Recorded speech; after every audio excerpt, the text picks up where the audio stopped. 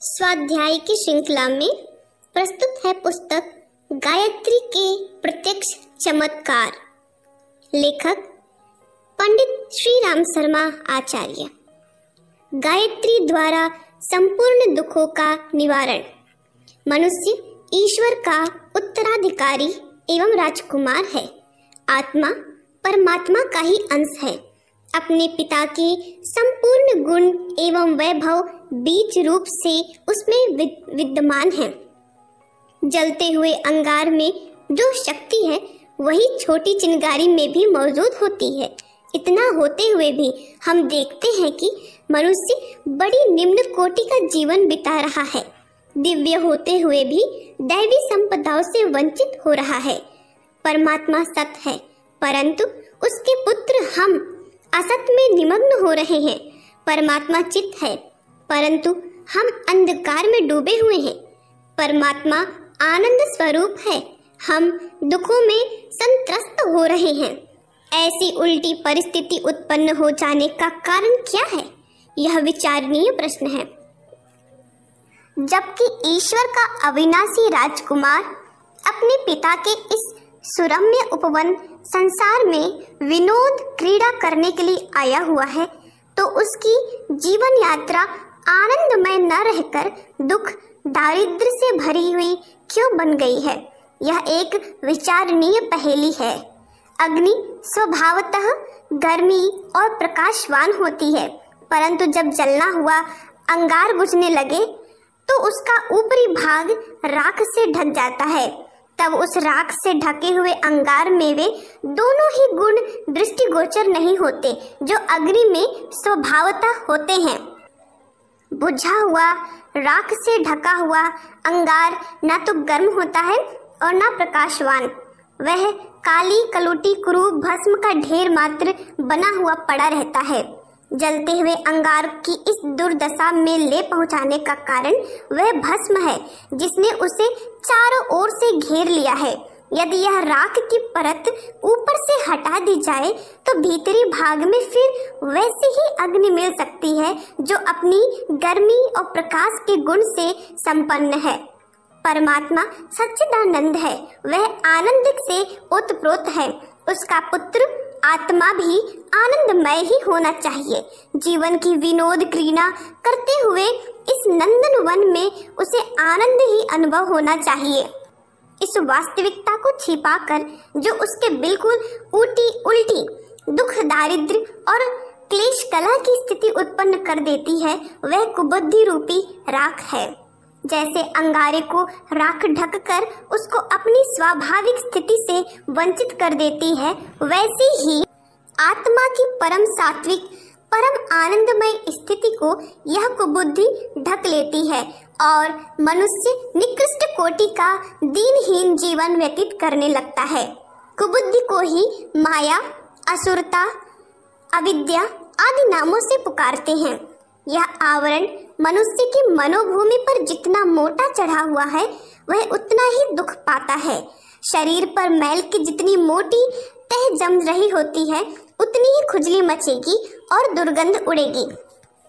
यह तह जितनी ही कम होगी उतनी ही खुजली और दुर्गंध कम होगी। शरीर में दूषित विजातीय विष एकत्रित ना हो तो किसी प्रकार का कोई रोग ना होगा, पर यह विकृतियां जितनी अधिक जमा होती जाएंगी शरीर उतना ही रोगग्रस्त होता जाएगा। कुबुद्धि एक प्रकार से शरीर पर जमी हुई मैल की तरह यह रक्त से भरी हुई विषैली विकृति है, जिसके कारण दुर्गंध, बीमारी तथा अनेक प्रकार की अन्य असुविधाओं के समान जीवन में नाना प्रकार की चिंता, बेचैनी और परेशानी उत्पन्न होती रहती है। लोग नाना प्रकार के कष्टों से दुखी हैं। कोई बीमारी से करा रहा है, कोई गरीबी से दुखी है, किसी का दाम्पत्य जीवन कष्टमय है, किसी को संतान की चिंता है, व्यापार में घाटा, उन्नति में अड़चन, असफलता की आशंका, मुकदमा, शत्रु के आक्रमण का भय, अन्याय से उत्पीड़न, मित्रों का विश्वासघात, दहेज की चिंता, प्रियजनों का विछोह आदि का दुख आए दिन दुखी बनाए रहता है। व्यक्तिगत जीवन की भांति धार्मिक, आर्थिक, सामाजिक, राजनैतिक एवं अंतर्राष्ट्रीय क्षेत्रों में भी अशांति कम नहीं है। यदि कोई व्यक्ति अपने आप को बहुत संभाल कर रखे तो भी व्यापक बुराइयों एवं कुव्यवस्थाओं के कारण उसकी शांति नष्ट हो ही जाती है और जीवन का आनंदमय उद्देश्य प्राप्त करने में बाधा पड़ती है। दुख चाहे व्यक्तिगत हो या सामूहिक, उसका कारण एक ही है और वह है कुबुद्धि। संसार में इतने प्रचुर परिमाण में सुख साधन भरे पड़े हैं कि इन खिलौनों से खेलते सारा जीवन हंसी खुशी में बीत सकता है।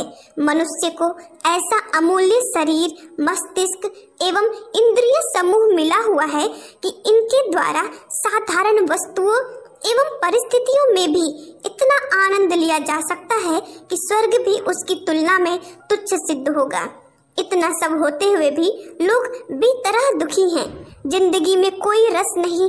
मौत के दिन पूरे करने के लिए जीवन बोझ की तरह काटा जा रहा है। मन में चिंता, बेबसी, भय, दीनता और बेचैनी की अग्नि दिन भर जलती रहती है, जिसके कारण पुराणों में वर्णित नारकीय यातनाओं जैसी व्यवथाएं उत्साहनी पड़ती हैं।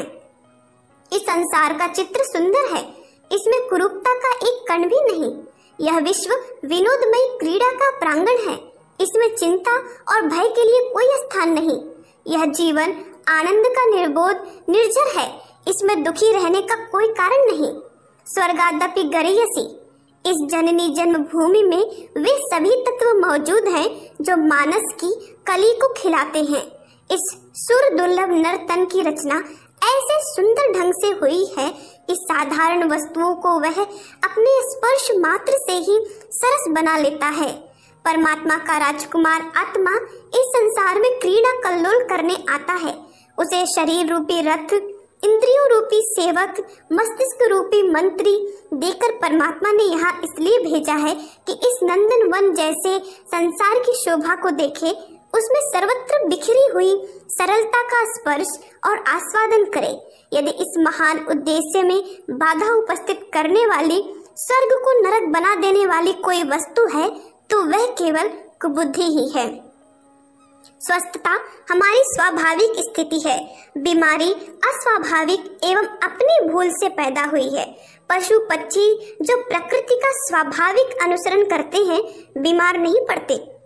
पशु पक्षी वे सदा स्वास्थ्य का सुख भोगते हैं, पर मनुष्य नाना प्रकार के आहार विहार के द्वारा बीमारी को बुलाता है।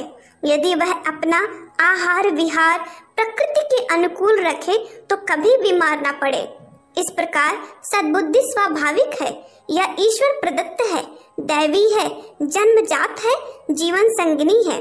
संसार में भेजते समय प्रभु हमें सद्बुद्धि रूपी कामधेनु भी देते हैं ताकि हमारे संपूर्ण सुख साधन जुटाती रहे, परंतु हम भूलवश, भ्रमवश, अज्ञानवश, मायाग्रस्त होकर सद्बुद्धि को त्याग कर कुबुद्धि को अपना लेते हैं और जैसे मिथ्याचरण से बीमारी बुलाई होती है, वैसे ही मानसिक अव्यवस्था के कारण कुबुद्धि को आमंत्रित किया जाता है।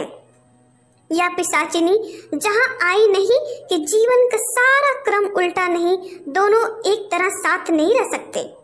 जहाँ कुबुद्धि होगी वहाँ तो अशांति, चिंता, तृष्णा, नीचता, कायरता आदि की कष्टकारक स्थितियों का ही निवास होगा। धन्यवाद। क्रमशः ओम शांति। हमारे YouTube चैनल को सब्सक्राइब करें और बेल आइकन को दबाकर ऑल पर क्लिक करें ताकि नोटिफिकेशन